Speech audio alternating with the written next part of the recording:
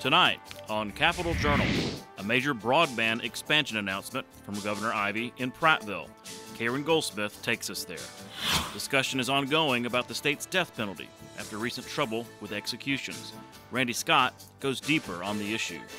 Department of Human Resources Commissioner Nancy Buckner explains the high turnover rate among child services social workers and what can be done to fix the problem. Barry Matson of the District Attorneys Association discusses increasing penalties for fentanyl trafficking and other law enforcement topics. And Leah Nelson from Alabama Appleseed talks about some concerning new data about drug use inside state prisons from her new report. It's all next on Capitol Journal.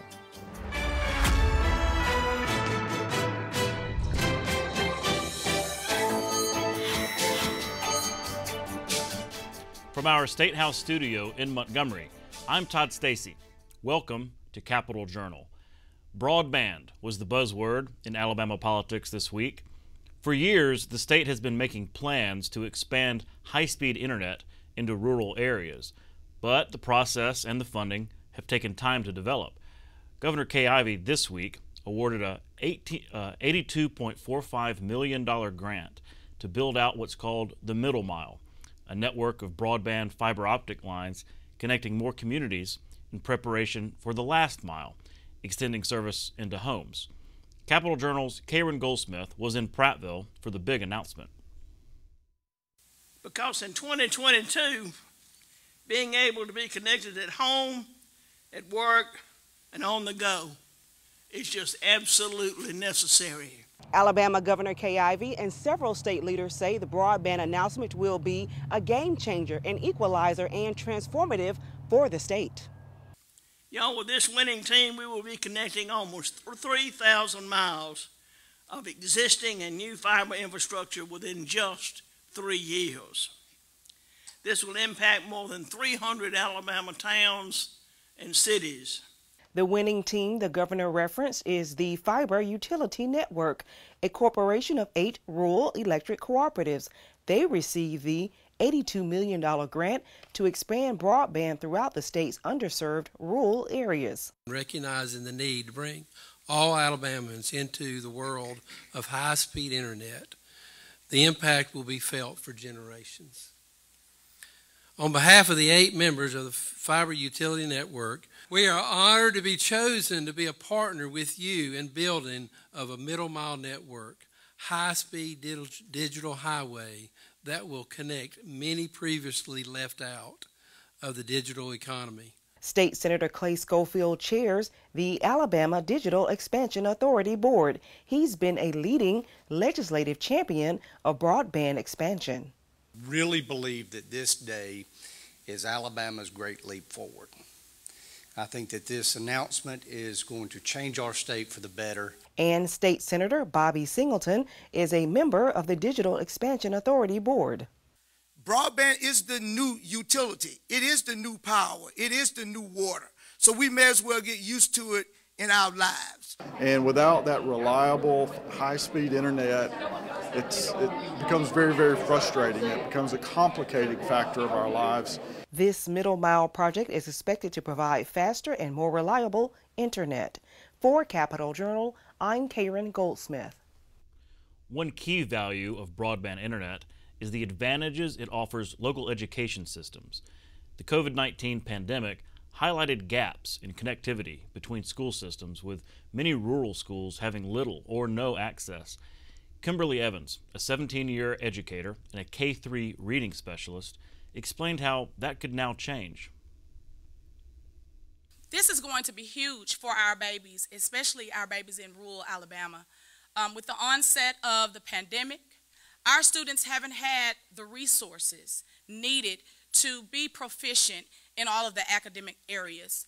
The area of reading in particular has taken a great hit, and now we have to do so much to make sure our third graders are proficient. So this initiative is going to be huge in the fact that our students will be able to access internet in a faster area. You know, with the pandemic, our students, they were given the technology boxes to access the internet, but it didn't work as well. So Now with this initiative, we will have high-speed internet. It will allow them to do practice areas that they need to work on the computer at home. Healthcare is another key area of impact for broadband internet.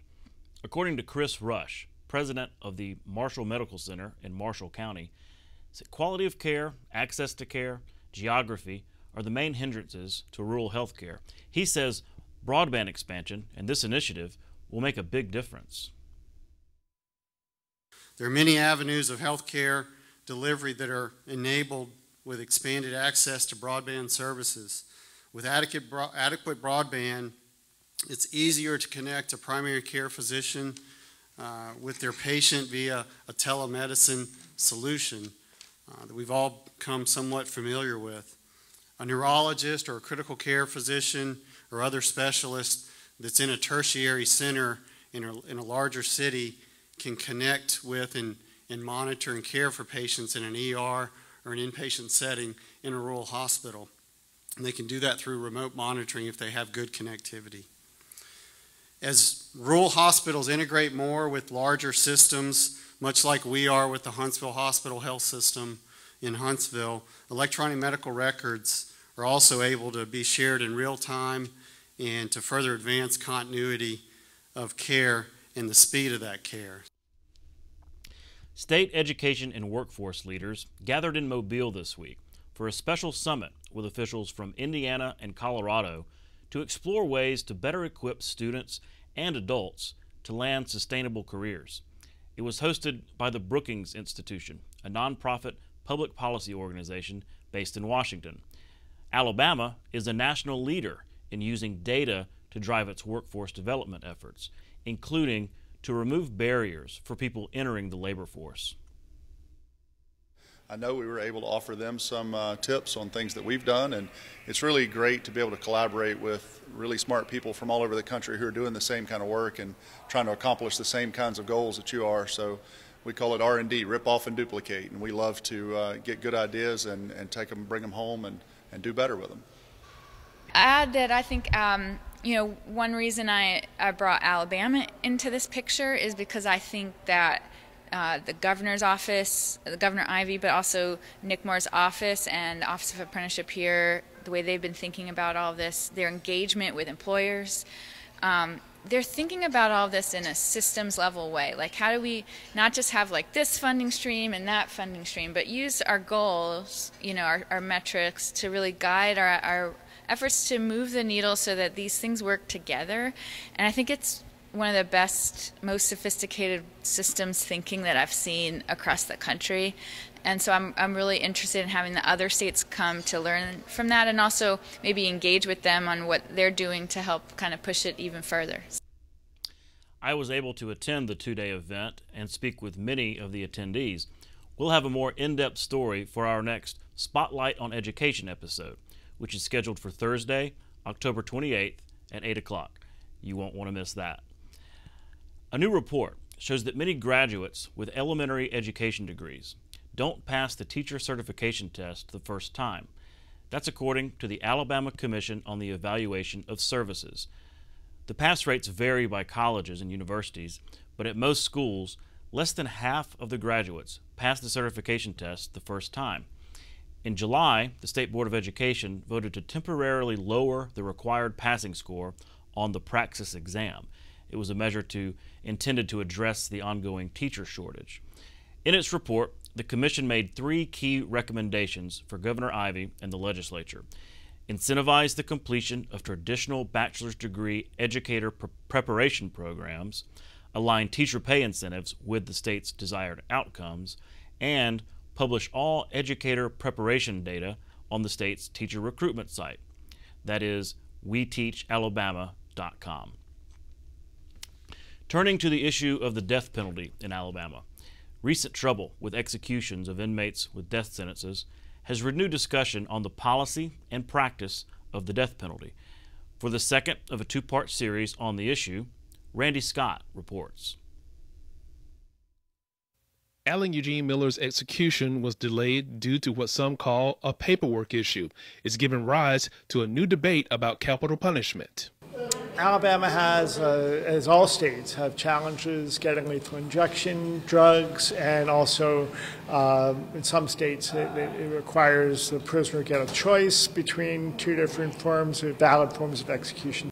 Abe Bonowitz is the executive director of Death Penalty Action and says executions, such as Miller's, have gone on long enough. He chose gas, but they lost the farm.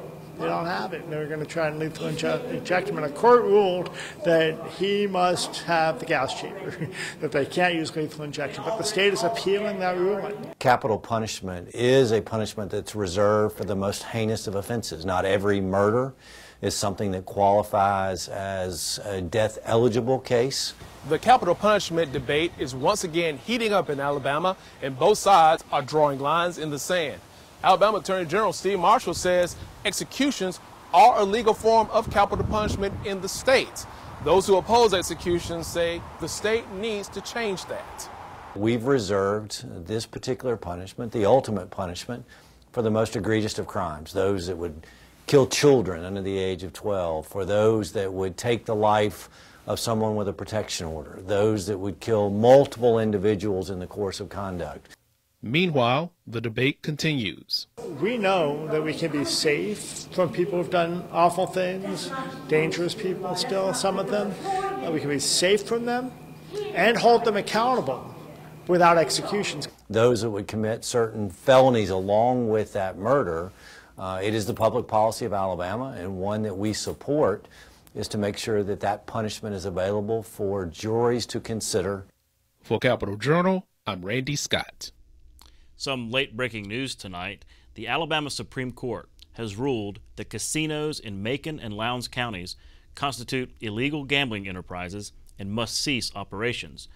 Writing for the unanimous court, Justice Mike Shaw explained in a 54-page ruling that the so-called electronic bingo machines in use at the casinos are actually illegal slot machines under Alabama law.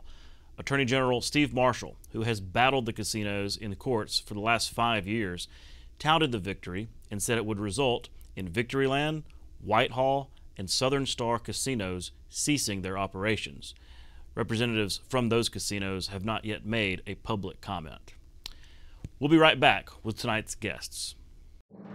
You can watch past episodes of Capital Journal online at video.aptv.org. Capital Journal episodes are also available on APTV's free mobile app. You can also connect with Capital Journal and link to past episodes on Capital Journal's Facebook page. And you can listen to past episodes of Capital Journal when you're driving or on the go with Capital Journal podcasts. Next, I'm joined by Nancy Buckner, Commissioner of the Alabama Department of Human Resources. Commissioner, thanks for coming on Capital Journal. Thank you for having me. When people hear DHR, they might conjure up a number of ideas about what your agency does. I know it's a very large agency with many missions. Can you give us just kind of an overview of what your agency does for the state and your role as commissioner? Sure.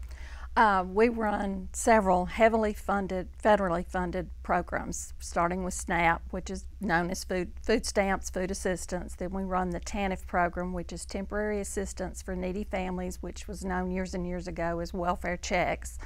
Then we also run quite a large child support program. We run a child care program. We do child care subsidies for the working poor, and we also do licensing of all child care entities in the state. And then we also do an adult protective services program where we take care of the elderly. And then we also have a child welfare program that we run. So, I saw your presentation to the budget hearing the other day, and it really got a lot of attention because of what you were sharing with members of the legislature about the challenges you're facing recruiting and retaining child welfare in your child welfare office. Right. I think I heard you say 54% turnover rate among that staff, that child welfare staff. Is that right? Do I have that right? That's what it is thus far this year. For fiscal year 21, it was 46%, and so far this year it's been 54%. So what is that? That's a pretty dramatic number. What is contributing to that turnover rate? Well, I think there's several factors. First of all, the pandemic did something with the workforce, period, in all jobs. And child welfare in particular has taken a big hit across the nation, actually. But when you look at what a child welfare worker has to do, it's understandable.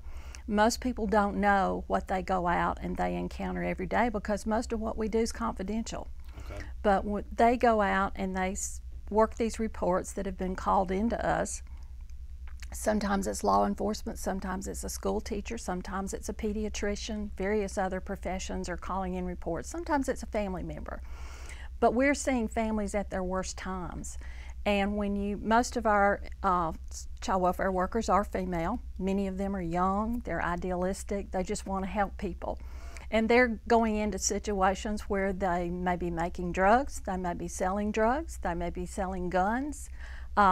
They may have to see a baby that may be deceased. It's very, very difficult and very, very traumatic. And over the past year or two, we've had social workers and child welfare workers that were stabbed, they've been shot at, they've been bit, had to go to the ER for that. They've been, let alone the way they are taught to sometimes, they are bit by humans and dogs, a lot of dogs, because when you go up on the porch, knock on a strange door, you don't realize there's a dog chained to that door, but he's under the porch right now. So we even have one that was run over with a car, not by accident, but it was deliberate. So it's a very tough job, and when all that gets out there, we're not always the employer of choice.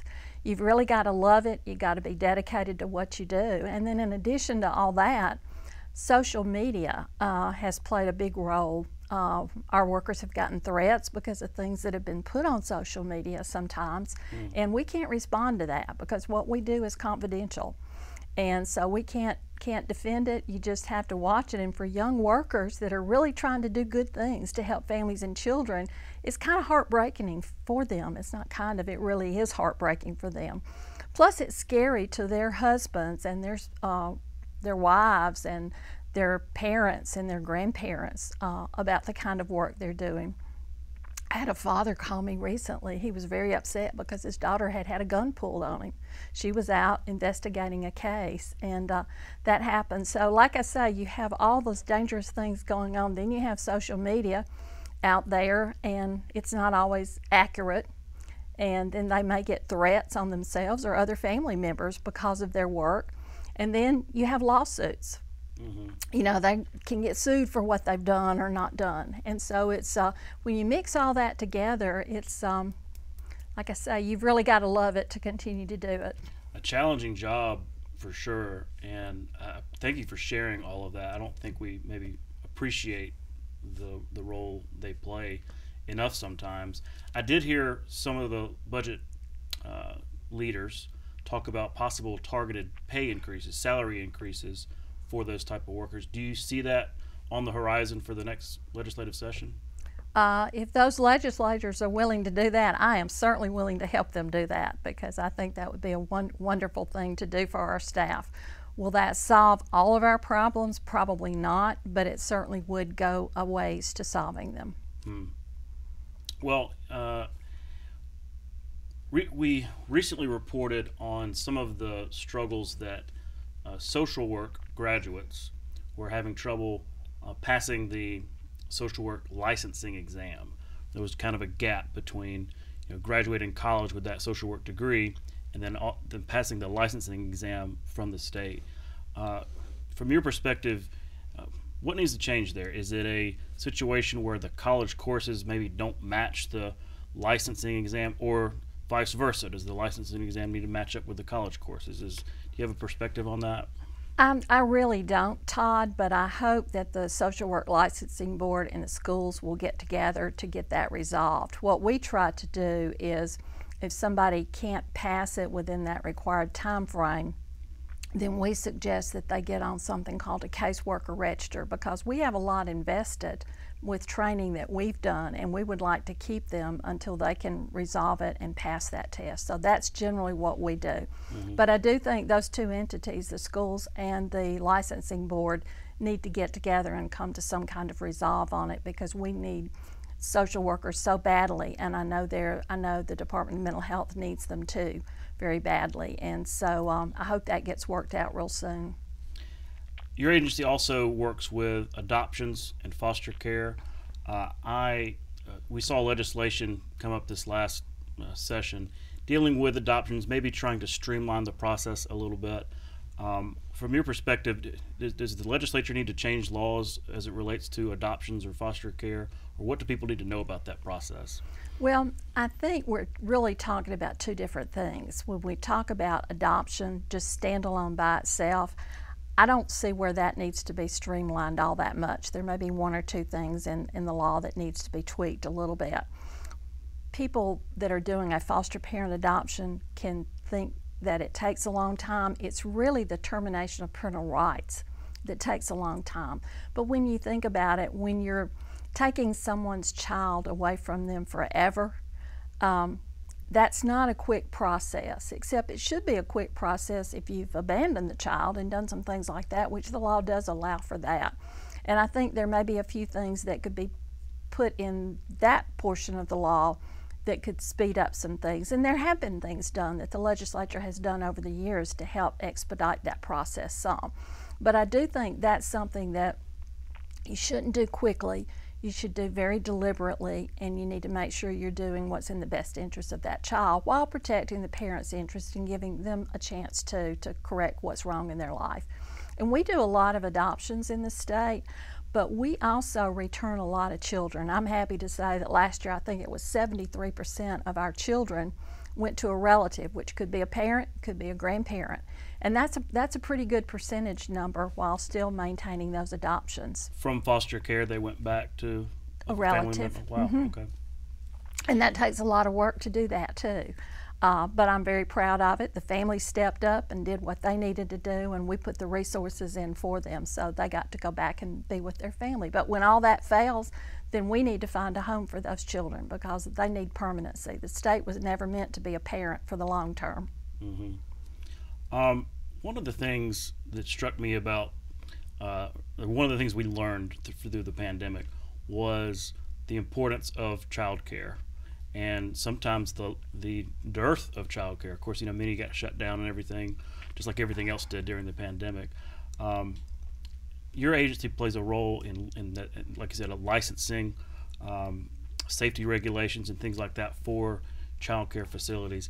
How much more important did it become in light of the pandemic to make sure, with so many people seeking child care, that the state was properly regulating and enforcing those rules?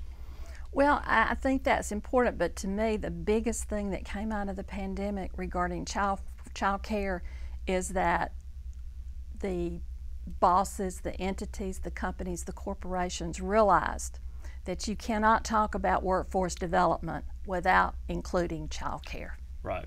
And I think that was, to me, the biggest thing that came out of it was that, and how important it is, and that people can't get to work if they don't have child care. And so it's got to be up at the top of the list when you're talking about workforce development. Have we seen greater demand for child care, or more facilities opening? Does that put more pressure on your staff to do the licensing, do the inspections and things like that? It puts a little more pressure on them than the other, but I don't have the turnover rate there that I do on the child welfare side of it. So we want to make sure nobody's waiting on us to open.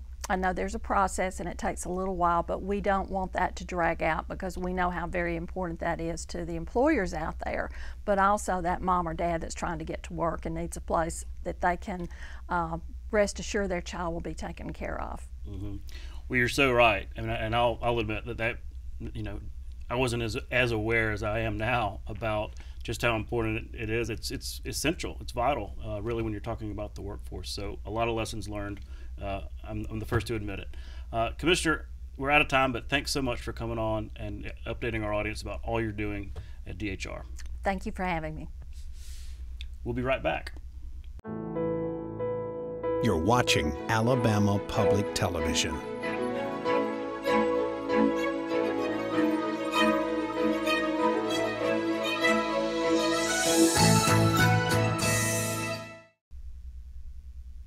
next, I'm joined by Barry Matson of the Alabama District Attorneys Association.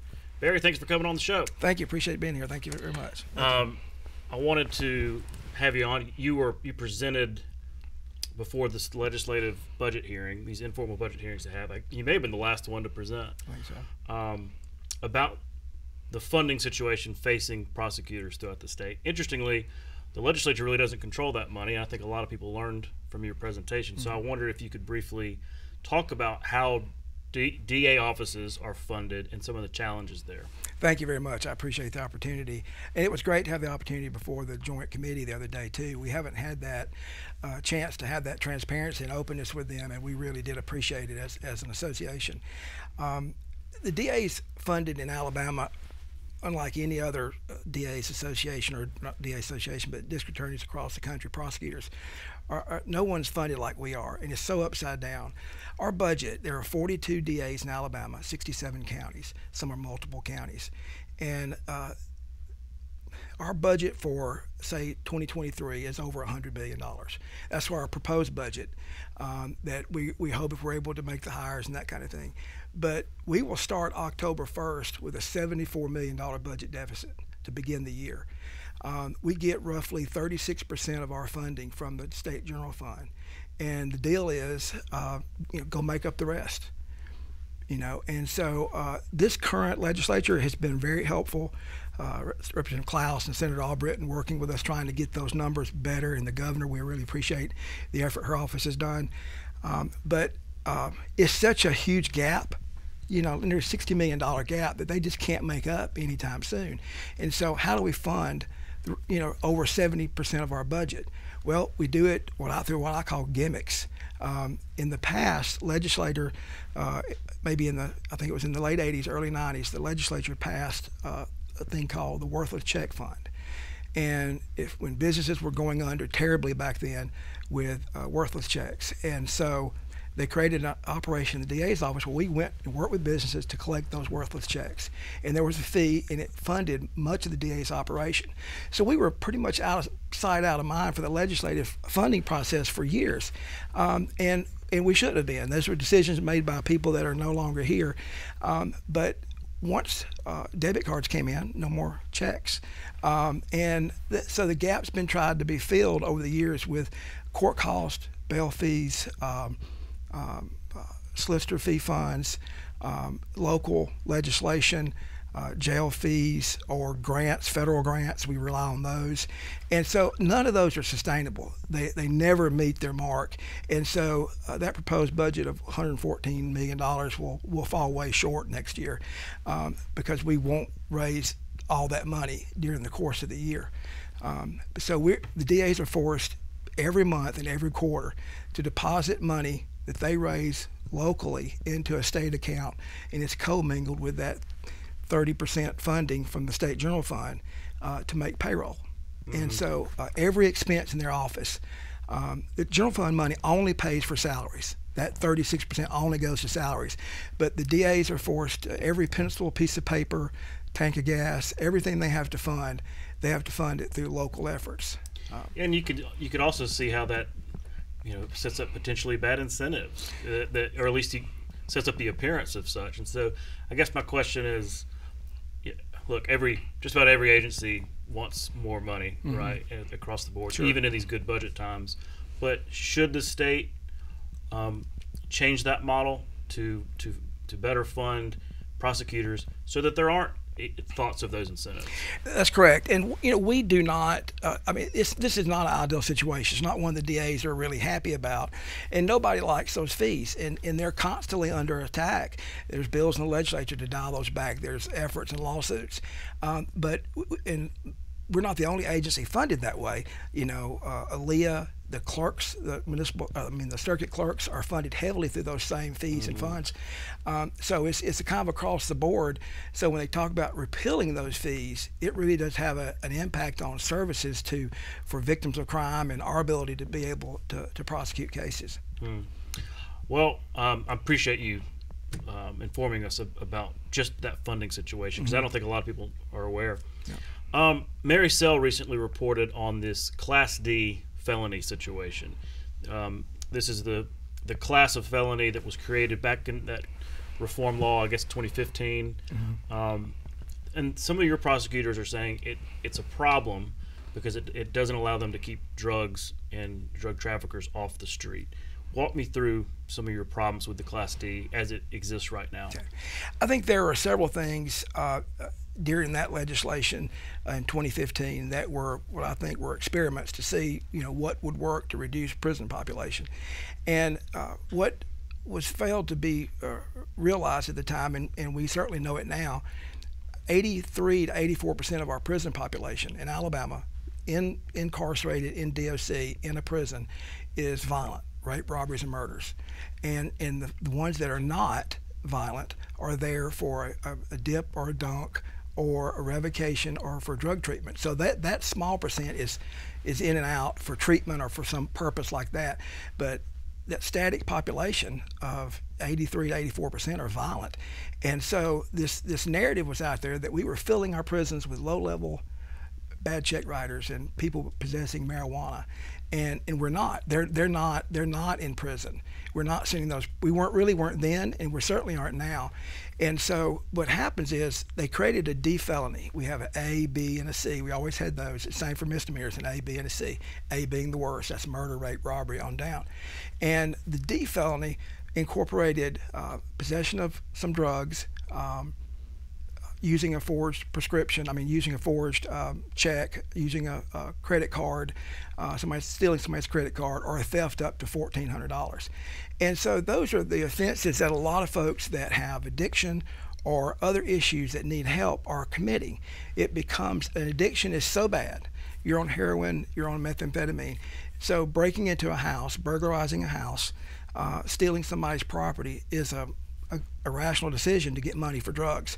If you're at that point and you don't have the resources and you don't have the support and or a foundation under you, you're going to die. If it's fentanyl, it's going to be sooner than later. If it's methamphetamine, it's going to be a slow death. And so what happens is, over the years, is families tend to enable behavior, addictive behavior, till they get to a point where, okay, no more. And then they try to hold fast and make the person get help. But usually it's too late. And the state was always there to stand with them and say, look, there's a line, there are boundaries for behavior in our state, and you can't commit these crimes. If you are, there's a consequence.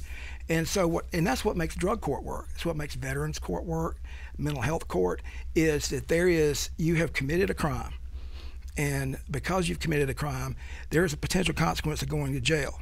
Now, we don't want to send that person possessing of cocaine or meth to jail or to prison, but the threat of that is a remarkable incentive for them to remain in treatment, because the only thing an addict wants, as much as the drug, is the liberty to maybe go find the drug. Mm-hmm. And if we threaten that liberty, and the threat is typically enough, and that's the principle behind all specialty courts, is you will do this. Now, we know they're going to fail. They're going to drug test positive. They're going to commit new offenses, and we want to work with them and try to help them through it. But if all we're doing, and this is what the D felony does, if I steal $1,400 from you right now, the judge here in Montgomery cannot send me to jail. Not won't, but can't legally. But if I steal $500 from you, I can go to municipal court and go to jail for a year. We've created this chasm of felonies, and thousands of them are being committed. And so what happens is, since there's no consequence, victims quit reporting, law enforcement quit working those cases, and these people go back out on the street to die. Mm-hmm. And we have the resources and we have these programs, but they are falling way short because we don't have the teeth we need. And I think the D felony needs to go. And there are some other guidelines that I think, particularly like burglary third, needs to be looked at as well. Well, speaking of penalties and things like that, we're starting to see talk of legislation for increasing penalties for fentanyl trafficking. We've seen this issue explode across the state. My question is, though, thinking about others some on the other side of the issue would say, what good are increased penalties if you're not providing treatment? So my question is, how do we balance the need for true traffickers, those who are trafficking this drug, to be locked up, to be taken off the streets, and the need for those who are addicted to get the treatment they need and not, rot in prison. Yeah. The goal is to get criminal enterprises off the street, get the traffickers, the people that are profiting, that are moving large quantities, and disrupt that practice. That's what you want to do. And we have a trafficking statute for heroin, cocaine, and we have one for fentanyl that we passed a few years ago. But at the time, there were only very few of us that saw the tsunami of fentanyl coming, and so there was some resistance to have the standard jail time attached to fentanyl trafficking that is attached to every other trafficker of drugs. And so we have a trafficking statute, but no comparable jail time to, say, cocaine or meth. And so we're hoping, I think Matt Simpson has a bill this next session coming up that we support and working with him on that would add that to it. And because fentanyl is a unique situation, really. I do believe it's a weapon of mass destruction.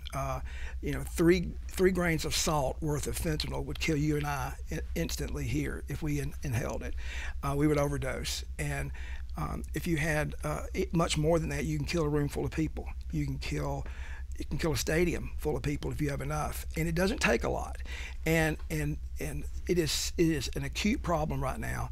It goes through every demographic, every community, and it's being sold online, sold by dealers and traffickers on the street. And if we don't get a handle on it, we're going to lose thousands and thousands of more people. I wanted to ask you about this order that we saw this week from Judge Hardwick here in Montgomery. It only applies locally. It's not like a statewide order. But it's really interesting because it essentially ends the requirement for bond, for paying out bond for several nonviolent crimes. Some are, it's local, but some are saying it could be a blueprint for the larger bond reform movement. Advocates for this say, look, it's only a difference of money, right? If you get locked up for these nonviolent crimes right now, if you have the money to pay the bond, you get out. If you don't, you stay in. And so what's the difference? What's your response to that? Well, it goes to accountability and making sure the person comes to court. And that's the process that's involved here. I think this order, like we faced with the D felony, like we faced with a lot of some of the reform that doesn't hit its mark. You have these this is Arnold Foundation, $1 billion companies, Arnold Ventures, that comes in and funds these efforts, and they go back to their gated community and live wherever they live, New York or California, and we're left to deal with these. And so they promoted this order, which would in fact allow a signature bond for certain offenses. And if you just do a cursory look at it, it applies to nonviolent property offenses, and it excludes some really nasty violent offenses. But it has so many holes in it. Cruelty to animals, dissemination of child pornography, ethics violations. If you have a public official committing an ethics violation, they're not enumerated in there, so they could sign a signature bond. So there's a lot of issues with this, and where they have done this, particularly in municipalities where some of these organizations like Arnold and other ACLU, some of those groups have filed lawsuit, and cities have gone away from bail. What you have is folks, they go into a business, they steal property from a business owner, they get arrested, they sign a ticket or sign basically a release with the police because there's no discretion. You don't even go to a judge with this order. You go straight to the police, and the police say sign this and you're free to go. And then they're back in the store within 15 minutes. And it just, having grown up in a small business family, I know how crushing that is if you're a business owner and those people coming back into your business. But they don't come to court either. We've seen numbers go up exponentially when there's nothing that says you have to come. If your uncle or your cousin or you get a bondsman and they sign and you sign that I'll come to court, and you don't put the whole amount up, you put a percentage up, and that the bondsman or the uncle or the cousin is guaranteeing that Junior is going to come back to court. If it's just a signature, then I could just not ever go back to court, and maybe they'll run across me, maybe they'll find me, and if they do, then I'm just held for court and for the disposition of my case. We already know about the D felony. I mean, we just created a system where I don't have to make bond. I stay out of jail. I steal property, possess drugs, and when I do come to court, then the court has to release me by statute. So we just have this chasm in the law where there's just no accountability, no boundaries, and no repercussions for really bad behavior. So we just hope that we'll be able to get the order amended so that we can particularly include a lot of the violent offenses that were left out of the original order. We're coming up on an election. There's a constitutional amendment dealing with bond issues, actually, and for violent murders. Anaya's Law is what it's called. We only got a little bit of time left. Can you just explain what Anaya's Law does and what would happen if voters approved the constitutional amendment? Well, it allows for the courts to set a higher bond in certain offenses that certainly, had it been in place, the potential perpetrator in that case, I don't know the detailed facts of that case, but when you have someone who's committed a violent offense, the judge, they can be held, and particularly if you beat a certain burden of proof, it can show to the court this person needs to be held. And so we're hoping that the public, sees this, understands the need for this, because the increase in violent crime, particularly in our larger cities across the state, is shocking, and we're seeing it across the country. And Alabama typically is a little bit behind the curve. When you see a spike in drug use in larger cities, it's going to get here within 6 months or a year. When you see a spike in violent crime, it works its way here the same. And we're seeing that here. And we're seeing, the increase in these violent offenses. So Anaya's Law would be a great tool for us to have should we be able to get it passed on the ballot. Okay, we're out of town. We're out of time. Thanks again for coming on the show. Thank you very much. I appreciate it. We'll be right back. You can watch past episodes of Capitol Journal online anytime at Alabama Public Television's website, aptv.org. Click on the Online Video tab on the main page. You can also connect with Capitol Journal and link to past episodes on Capitol Journal's Facebook page.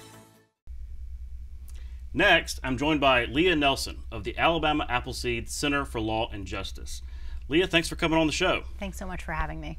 I wanted to have you on because y'all recently have this report. You've published this report, The Bitter Pill, talking about opioid addiction, specifically in Alabama's prisons. Tell me, what are some of your findings? Yeah, so this report came about, and it's been about 2.5 years in the making, after a couple showed up on Appleseed's front porch back when we were in old Alabama town and had a front porch, because their son had been sentenced to 26 years in prison in connection with nonviolent drug crimes, where the only victim had been himself using the drugs. And based on talking with them and talking with him, and talking with other similarly situated people who were inside of the prisons, and they were either there on long sentences for drug use or even using inside the prisons, we embarked on a lengthy investigation of what's going on behind bars, particularly with opioid use, but also with other hard drugs, because there are a lot of illicit drugs available inside of our prisons. I want to say that I didn't only find bad news. I went into this looking to see what Alabama was doing to respond to the addiction and overdose crisis, and there's a lot of good news. The Opioid Council that was established in 2017 has made some incredible strides. That's a joint effort by the Attorney General's Office, the Department of Mental Health, and the Department of Public Health. And there has been some extraordinary interagency cooperation. And they have done really smart things like getting Narcan into the hands of law enforcement and making sure law enforcement understands why it's important to reverse those overdoses and get people into recovery. The state has opened so far, I think, 3 crisis intervention centers, which will be places for people with emergency needs, including people who are suffering from addiction, can get help right away without having to go through law enforcement.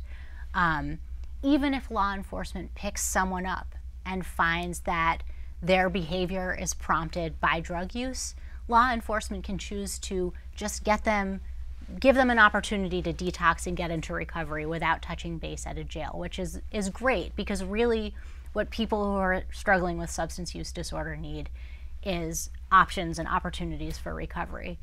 And I want to shout out to Steve Marshall, who I think has really led the effort to get law enforcement on board with this. He talked about how back when he was a district attorney, he was not convinced by Narcan. Why would you give people a second chance, a third chance, you know? And he said that a doctor explained to him, well, you can't save a dead person. And I applaud him for bringing law enforcement along with him on that journey. So outside of jails and prisons, we're really seeing some smart, thoughtful things happening. The legalization of fentanyl test strips is going to make it possible for people to see how dangerous their drugs are. These are really smart things that we're doing that are going to save lives. But the good news kind of ends at jail and prison doors. So we know the standard of care for opioid use disorder is medication-assisted treatment. So that's things like methadone or Suboxone or naltrexone. These are different options that can help people not use. And again, they save lives and they allow people to live normal lives. As long as you're taking those medications, you can, you know, work and care for your kids and be a regular member of society. And most importantly, you can live. When people stop those medications abruptly, they are at very high risk of, first of all, detoxing is miserable, and it's particularly miserable if you're doing it behind bars, which happens if you're arrested for substance use and you've got drugs on you and you're addicted and you go into jail, you're going to detox in the worst possible conditions. Detoxing is not usually deadly, but it can be, but it's certainly incredibly uncomfortable. There's a way to prevent people from detoxing in jail, which is letting them have access to their medications like methadone and Suboxone.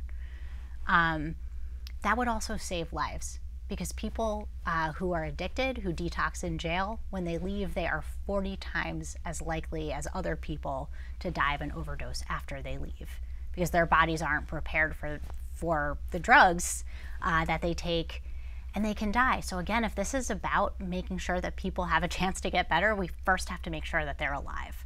So making sure that people have access to medications in jail is important. And then what's going on in our prisons is that access to recovery has plummeted. In 2010, more than 5,000 people graduated from recovery programs in prison. Last year, it was fewer than 1,000. And I know COVID was in there, right? But that doesn't explain that kind of decrease over the course of more than a decade. At the same time, deaths that are related to drug use have skyrocketed. It is easier to get illicit, dangerous drugs in prison than it is to get treatment. Well, I hear you about basically, you know, needing more treatment options, focusing on that, and I'll certainly be asking some of our state leaders about that. It also seems like a security issue, because I mean, these are prisons, right? It's not supposed to be easy to get in or out, and yet, so I mean, I have to assume that part of this is prison staff, guards and whatnot, being complicit in this. The reason I ask that is you're seeing talk of legislation surrounding the fentanyl issue, increasing penalties for that. Do we need to have more penalties for prison guards who are caught smuggling drugs into prison? Should there be tougher penalties for that? I would say no, and it's not because I don't take the dangers of fentanyl seriously, and it's not because I think it's okay for corrections officers to be helping or looking the other way while drugs are smuggled into prisons. I don't think those things are all right at all, but the war on drugs has been going on for 50 years, and demand has not decreased. The penalties are already really harsh, and corrections officers know that better than anyone because they are inside the prisons and they know what it's like in there. I think if we're really going to tackle this problem, we have to reduce demand inside of prisons, and that's going to mean not just making treatment available in prisons, but also looking at the environment we've created there where people are despairing, where they feel like they are not going to get paroled, where they know that when they get out, they're not going to have reentry services. It is dangerous inside of prisons. It is miserable inside of our prisons. It's not that surprising that people are turning to any means at their disposal to escape even for a moment, and that's one of the things that drug use does. Well, so do you think you would oppose, and your group would oppose those proposals on fentanyl, period? I guess the thought being from the one I saw from Matt Simpson, and there's not legislation written down, it's all theoretical at this point because the session isn't until March. Right. But basically, traffickers, right? If you are caught trafficking a certain amount of fentanyl, then you can get jail time, whereas now you don't, it's not required. I'd really want to see the legislation, because if it's true that you can't get prison time for trafficking fentanyl, that would surprise me. So I would want to see it before taking a position on it. Okay. Switching gears, there's this interesting order this week from Judge Johnny Hardwick here in Montgomery, essentially ending the need for bond for certain nonviolent crimes. And this only applies to Montgomery, so it's not like a statewide order or anything like that. But some are saying it could be a blueprint for a larger bond reform conversation. I know your group has been in those conversations about bond reform. What should we take away from this order?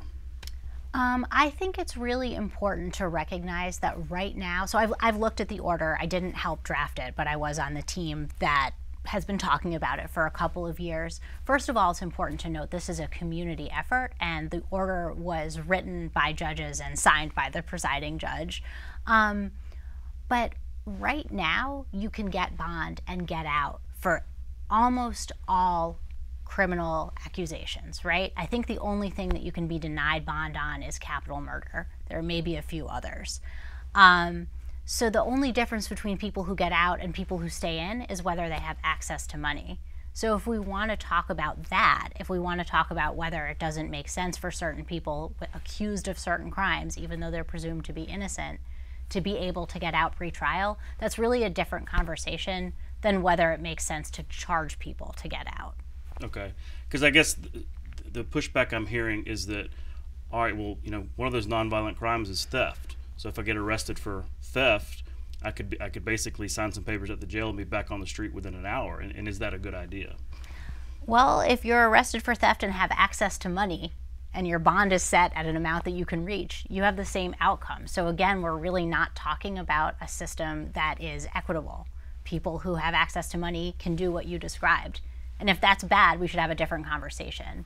But getting rid of cash bond for lower level offenses, it doesn't change the fact that people who have access to money right now can pay and get out. Mm-hmm.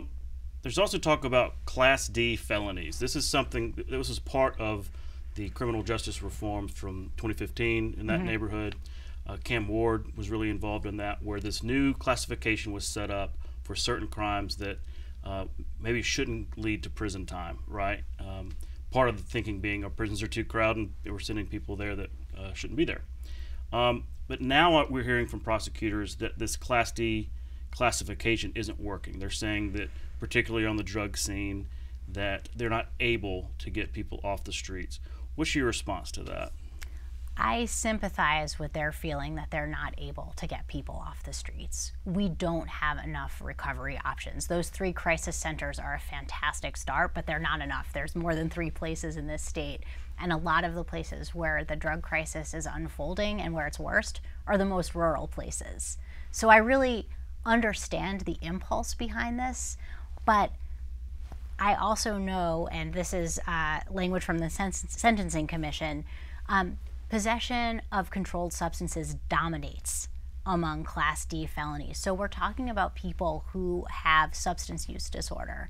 And as we just went through kind of at length, putting people with substance use disorder in jails and prisons doesn't save their lives. It doesn't make them safer. It doesn't prepare them for coming out and living healthy lives. So it doesn't make us safer. It makes them someone else's problem. But really, what we need to do is make it easier to get into recovery than to get more drugs. Mm-hmm. Well, you know, we did a whole special on opioid addiction and prevention of that and treatment last week. And so now we're running out of time, but where can people go online maybe to find your report? Yes, so the report is called A Bitter Pill, and it's at www.alabamaappleseed.org. It's on our front page right now, but if you go to appleseed.org and /A Bitter Pill, you'll get there as well. Okay, we encourage people to do that. Leah, thanks again for coming on the show. Thanks for having me. We'll be right back.